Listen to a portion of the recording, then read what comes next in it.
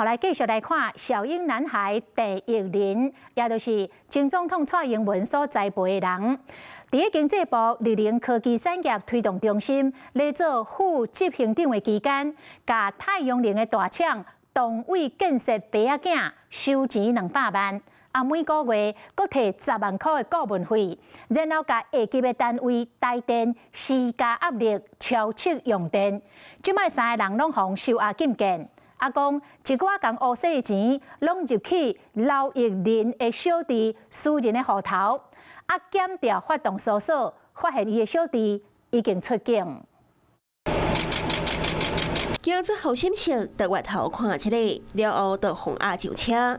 小英男孩邓奕林涉嫌收人红包，互帮伊裁定收押禁见，同款互收押，也有一对乌洗爸仔囝。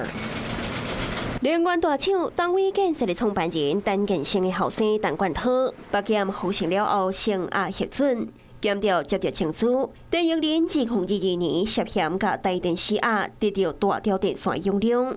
陈建生毋但涉嫌摕200万乌洗，大个月计付10万块顾问费，也毋过相关资金说是流入去邓奕林收伫口座内底。检调昨要将伊列入去警官名单，也毋过伊人已经伫境外。检调会提早收网，也有一个关键。顶礼拜二伫网络顶，就看到自称是资深司法记者的亚料。 点名第一人，经济部反映收人红包钱的内情，佮将압输一个口座，直接点出后边戏码。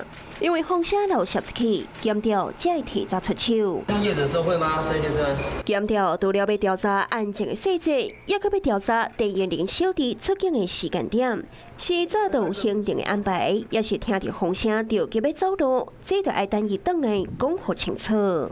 Hello， 我是林仙怡。想要抢先掌握最及时的新闻资讯吗？赶快订阅、按赞、开启小铃铛，锁定华视新闻 YouTube 频道。